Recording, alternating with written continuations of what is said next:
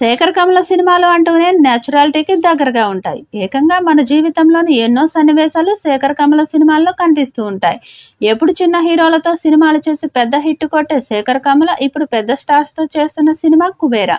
ఏకంగా ధనుష్, నాగార్జున, రష్మిక మందన్న లాంటి అగ్రతారులను ప్రధాన పాత్రలో పెట్టి కుబేరా అనే మూవీ చేస్తున్నాడు. దీంతో ఈ సినిమా ఎలా ఉంటుందో అనే విషయంపై అంచనాలు పెరిగిపోతున్నాయి. ఇటీవలే కుబేరా సినిమాకు సంబంధించి గ్లిమ్స్ కూడా విడుదల చేశారు.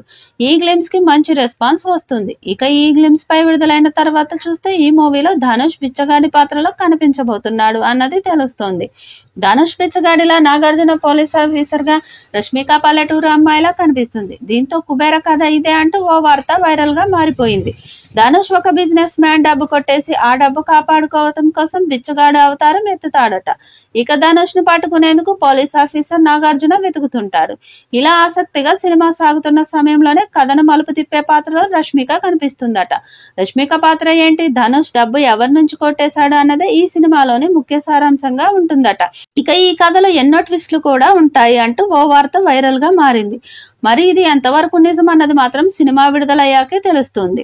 ఇక ఈ సినిమా నుండి ఫస్ట్ సాంగ్ ని విడుదల చేయడానికి మేకర్స్ సన్నాహాలు చేస్తున్నారు. దేవిశ్రీ ప్రసాద్ అందించిన ఈ సినిమా పాటలు రెడీ అయినట్లుగా సమాచారం. ఈ సినిమాకు దేవిశ్రీ ప్రసాద్ అద్భుతమైన పాటలు అందించాడట. అందులోని ఒక పాటను త్వరలోనే విడుదల చేస్తారని సమాచారం. నవంబర్ చివరి వారంలో లేదా డిసెంబర్లో ఈ పాట ఉండబోతుందని తెలుస్తోంది.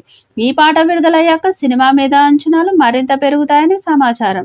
దాంతో ఈ పాట కోసం అటు ధనుష్ అభిమానులు అలాగే నాగార్జున అభిమానులు ఎదురు చూస్తున్నారు.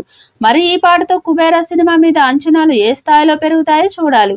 100 కోట్లకు పైగా బడ్జెట్ తో పాన్ ఇండియా స్థాయిలో తెలుగు, తమిళ, హిందీలో, మలయాళ, కన్నడ భాషల్లో ఈ చిత్రాన్ని విడుదల చేసేందుకు సన్నాహాలు చేస్తున్నారు.